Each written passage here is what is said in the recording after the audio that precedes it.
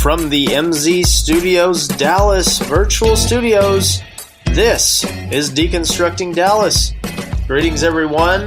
This is Ryan Trimble, your co-host and homeschool father extraordinaire, coming to you again. We're back, joined virtually in cyberspace by the great Shawn Williams. Shawn, good day, sir. Good day, Ryan Trimble. It's already different because usually you make some sort of comment about my choice of clothing for that day when we record. But today you have no idea what I'm wearing. And so I see that I don't get any props on that today. I'm just hoping you're wearing pants, Shawn. Really just hoping you're wearing pants today. Well, I cannot confirm or deny the presence of pants today. How's it going, man? It's been a long time. It's been too long, Shawn. It's you know what? We have moved past surviving. We are thriving, and we are homeschooling. We're working, keeping clients happy. We've got, we've got some Walmart stuff that's obviously popped up, and I worked with Councilman Blewett on something today, and then we're about to start craft time after free time. We're going to make some maracas out of Easter eggs and plastic spoons. So stay tuned for that fun. How about for you, Shawn? What's going on? Well, very similar, man. Every week has kind of been different as far as what my isolation / social distancing experience has been. There was like the first week, it was like me and Malia. And then there was another week when Miss Torres visited quite often. And then there was another week when it's just me and then Isaiah and Malia. So it's been like all over the place. So every week is literally a different adventure.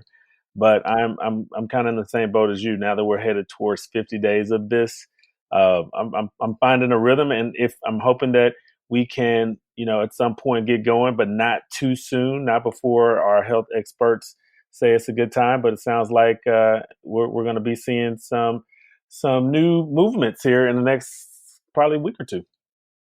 Yeah, it'll be interesting to see how this goes. As many of you know, Governor Abbott announced some Get Texas Moving orders yesterday, reopening some businesses, restaurants at 25% capacity, movie theaters at 25% capacity.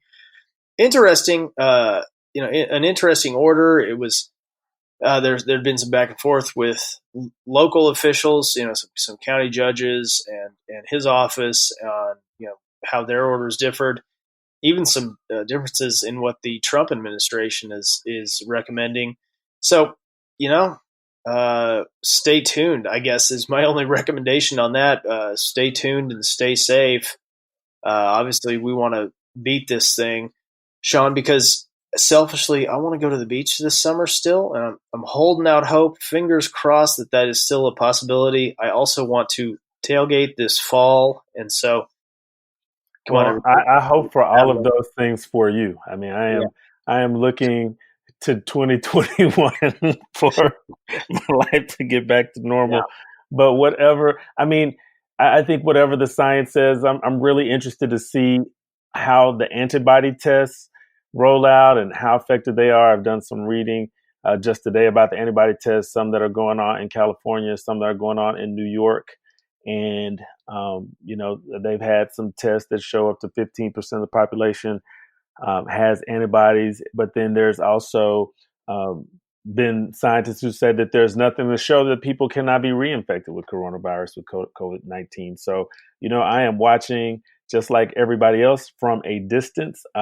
Just, I guess, 2 days ago, my mom, as most folks know, who's in Paris, Texas, in Lamar County, they opened up drive-through testing there, and they had 2 cases in the county, and it jumped up to 40 in one day, mostly in one nursing home there, who had people there, their patients or residents there, the workers, people who are going to be going in and visiting. So, there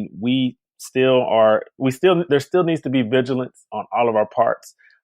But I know just talking to a lot of our colleagues, it's great that everybody has been adhering to the orders. And we could not obviously do anything without giving a lot of props, big ups, mad respect to our first responders, to our healthcare workers, to our essential workers who, when I go in shopping for groceries, I tell whoever's checking me out, hey, you are the real MVP. You guys have really kept us going through this. Yeah, for sure. And point of personal privilege, Mr. Speaker, let me give a shout out to Mrs. Trimble, who obviously is the chief of staff for our county judge here in Dallas, who has been tirelessly working.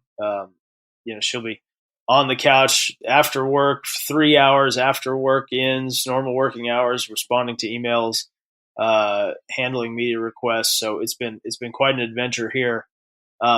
But I am managing story time with Gigi while doing all those things. That's right. I was going to say, one group of professionals, and this knowledge only comes to me as a newly minted homeschool father.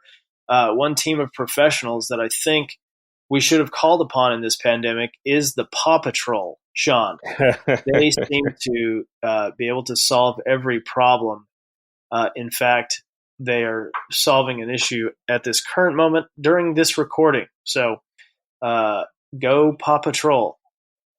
Well, also, besides our great first responders and our government officials and healthcare workers, I want to make sure to acknowledge some of our clients as well who are doing a lot of great work. Ryan, I know you've been working with Walmart a lot, which I'll let you speak to, but I also want to give a big shout out to Fort Oak Cliff, who has really done a great job pivoting their services, which, their community center within the Glendale Shopping Center was really a hub in the community, a place where people could go and find a safe space, find Wi-Fi, find a lot of the resources that they need in 75216 and what Taylor Toynes calls the super block. But without being able to go that, they've shifted so much of their work. Number one, online, their GED program they've shifted that focus to virtual, being able to deliver that through virtual platforms. And this month, they've signed up 23 new students to their GED program. And then, that is great work by Taylor and Xavier and the team. And then they've also been doing food deliveries. They have delivered over 3,600 meals over the last month. They've delivered over 7,000 pounds of produce over the last month. And even still working on the urban tree canopy, they have planted 65 trees also. Yeah. So great work by Fort Oak Cliff. I'm breathing easier already. Thank you, Fort Oak Cliff. And what about you, Ryan? How are things going for you and your clients? Yeah, everything's going well. Walmart, of course, is one of our biggest, longest term clients, and we're really proud of them. It's interesting to see how well prepared they've been in this pandemic, and especially with all their innovations. Several years ago, they launched online grocery pickup here in the Dallas market, actually, and our colleague Kristen Welsh, actually, and I worked on it together when they launched it at several stores, and it's amazing to see now that it's in thousands of stores, just what a blessing it is that this company, took on, pushing the envelope on changing how we shop. And so it's been great, and feels good to have been a part of that.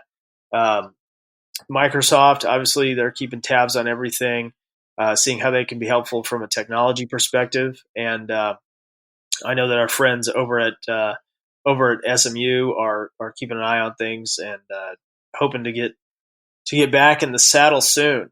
I did want to say one note. We have a new client, GAF. They are the largest producer of roofing product in the world, and they during the shutdown, the stay-at-home order, they were designated an essential business, so they got to do a cool project. They helped Santa Teresa Church over in West Dallas. They donated the supplies. They worked with a local roofing contractor and put a new roof on the church. Long overdue, but now the church has a new roof. So I'll share that link. I've shared it on my Twitter. Y'all can go check it out there. But a really fun story, and a big thanks to our friend Alana Quillen at NBC5 for covering it. So, well, yeah, the church and GAF are both neighbors of mine right down the street. So yeah, glad that we've been able to work with them. And before we move into our interview, I would be remiss if I did not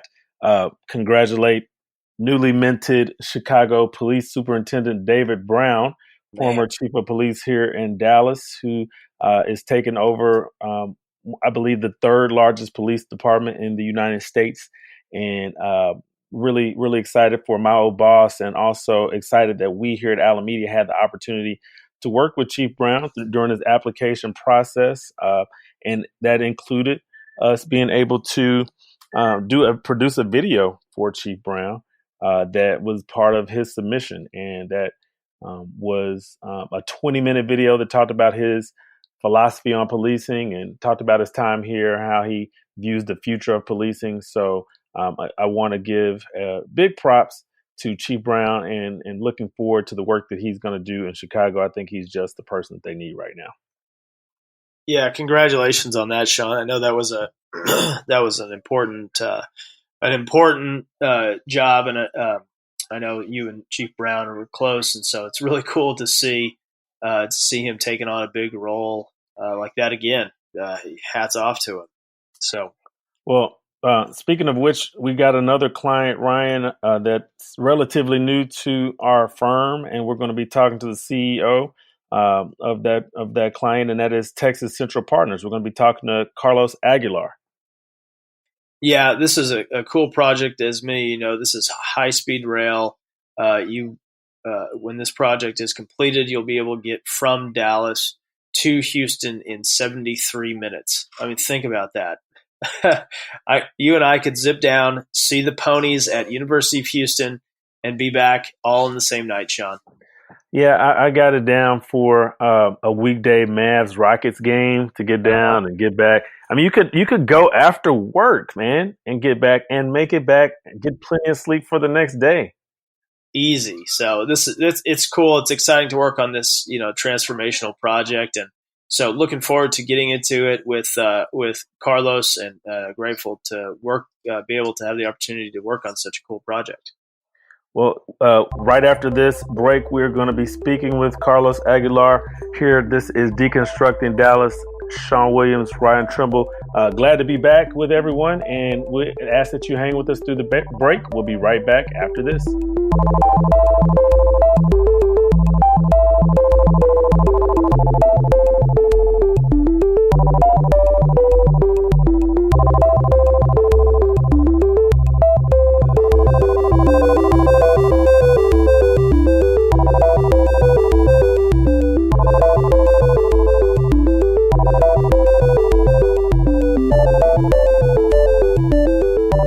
Welcome back, Deconstructing Dallas. Ryan Trimble, Shawn Williams, and Shawn, I am super excited to visit with our guest today.